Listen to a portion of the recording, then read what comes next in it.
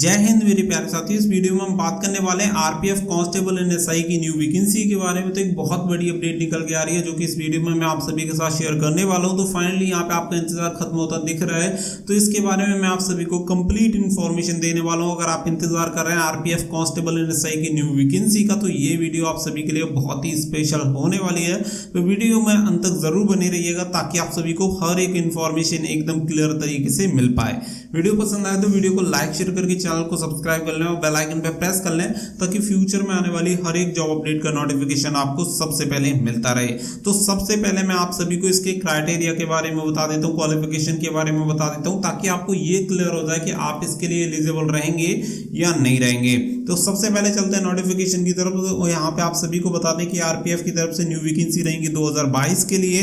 तो जो भी इंटरेस्टेड और एलिजिबल कैंडिडेट है वो आरपीएफ की ऑफिशियल रिक्रूटमेंट वेबसाइट पे जाके इसके लिए फॉर्म भर पाएगा। साथ ही में पोस्ट इन वैकेंसी की मैं बात करूं तो देखिए पहले दिख रहा था कि इसकी वैकेंसी कम हो सकती है, लेकिन आप सभी को बता दें कि डिले की वजह से यहाँ पे नंबर ऑफ वैकेंसीज में काफी बेनिफिट हुआ है, कहीं ना कहीं फायदा हुआ है, क्योंकि जितनी डिले हुई है इसी की वजह से नंबर ऑफ वैकेंसी आपकी लगभग 15,000 यहाँ पे वैकेंसी रहेंगी, जिसमें कांस्टेबल की आपकी 12,000 वैकेंसी रहेंगी, जिसमें से 6,000 मेल कैंडिडेट की एंड 6,000 फीमेल कैंडिडेट की वैकेंसी रहेंगी। वहीं पे सब इंस्पेक्टर की 3,000 वैकेंसी, जिसमें 1500 वैकेंसी आपकी मेल एंड फीमेल में बटेंगी।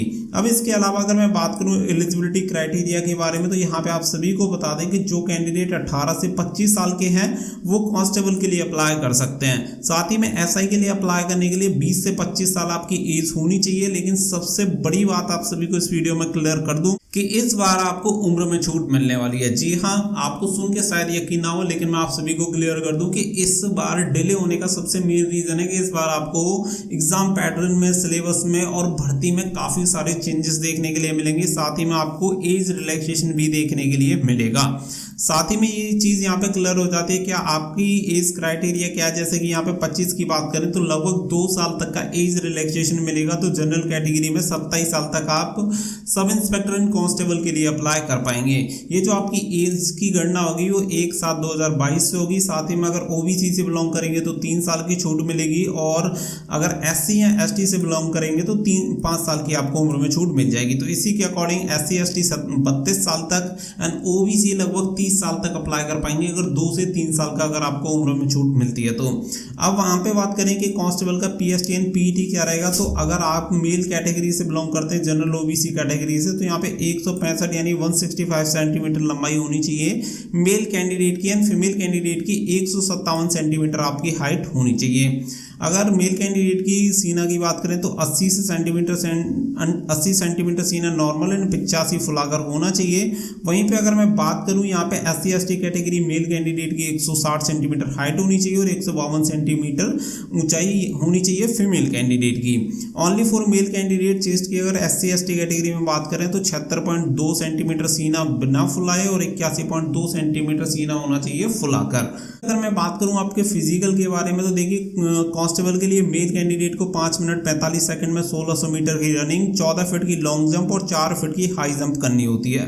वहीं पे फीमेल कैंडिडेट की बात करूं कांस्टेबल के लिए तो 3 मिनट 40 सेकंड में 800 मीटर की रनिंग, 9 फीट की लॉन्ग जंप और 3 फीट की हाई जंप करनी होती है।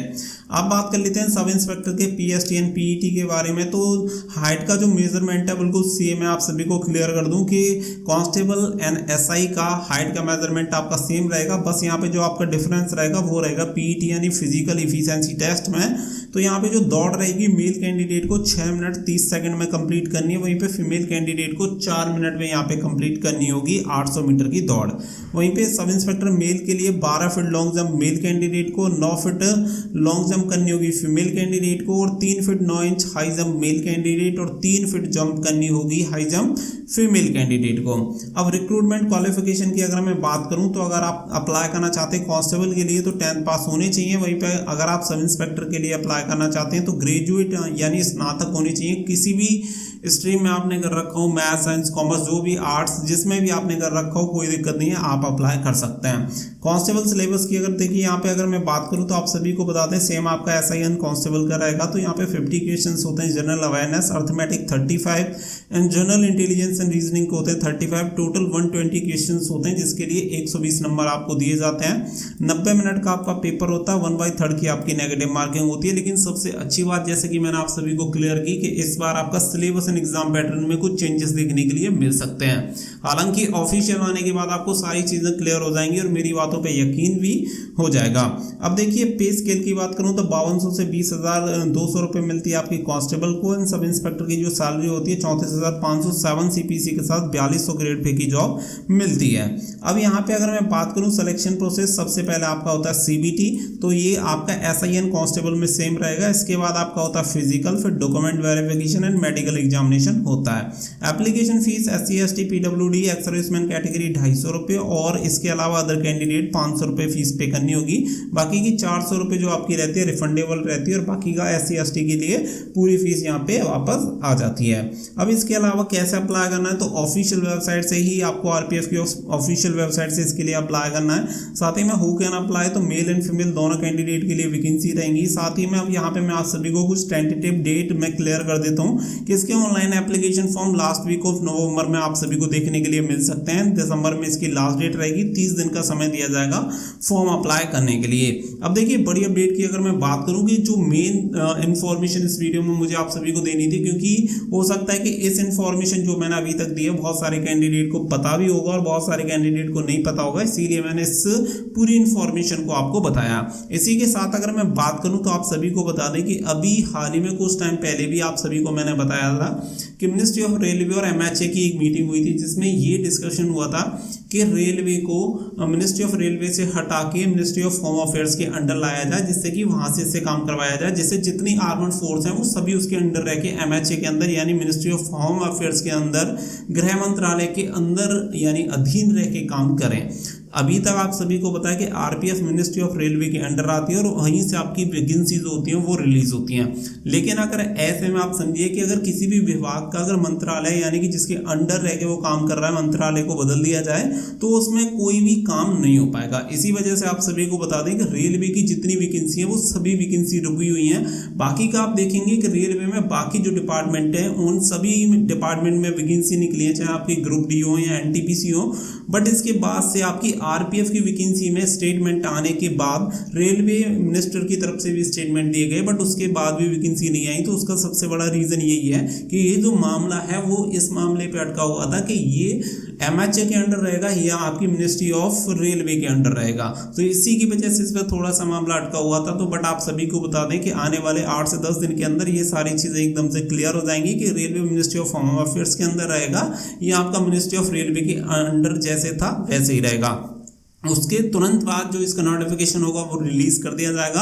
हालांकि इसके कुछ जो चेंजेस हैं वो भी जैसे कि मैंने आप सभी को बताया कि सिलेबस में चेंजेस की कुछ पॉसिबिलिटीज दिख रही हैं। बाकी का सिलेक्शन प्रोसेस में भी थोड़ा बहुत चेंजेस आपको देखने के लिए मिल सकता है। और एज रिलैक्सेशन की जो बात मैंने आप सभी को बताई है वो बहुत ही ऑथेंटिक इन्फॉर्मेशन, आप सभी को बहुत ही जल्दी इसके बारे में भी सूचना मिल जाएगी और आप सभी को क्लियर हो जाएगा। RPF की वैकेंसी का वेट कर रहे हैं और इसकी तैयारी कर रहे हैं तो अपनी तैयारी थोड़ा और स्पीड से कर दीजिए, क्योंकि वैकेंसी एक साथ आपकी वैकेंसी यहाँ पे निकलेंगी, क्योंकि अनएक्सपेक्टेड ये होने वाला है, क्योंकि बहुत सारी चीजें बहुत लंबे समय से चल रही है और जब इतने लंबे समय से इतनी चीजों में डिले हो जाती है तो बहुत सारे लोग एकदम सुस्त हो जाते हैं कि वैकेंसी नहीं आने वाली। लेकिन बहुत ही जल्दी धमाका होने वाला है और नंबर ऑफ वैकेंसीज भी अच्छी खासी आएंगी और आप सभी को इसका ऑफिशियल नोटिफिकेशन देखने के लिए मिलेगा।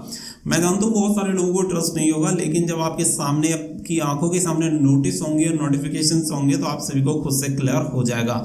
आई होप जिनको यकीन है उन्हें वीडियो जरूर पसंद आई होगी। वीडियो पसंद आई हो तो वीडियो को लाइक और शेयर करिएगा, चैनल को सब्सक्राइब करके बेल आइकन पर प्रेस कर लेना और हमारे एक टेलीग्राम चैनल है उसका लिंक मैंने वीडियो के डिस्क्रिप्शन में दे रखा, उससे ज्वाइन हो जाना ताकि अगर कोई नोटिस आए और मैं उसका वीडियो अगर ना भी बना पाऊँ तो आप सभी को वो नोटिस वहां से मिल जाए। मिलेंगे अगली वीडियो में एक अच्छी सी अपडेट के साथ। So thank you for watching. जय हिंद, जय भारत।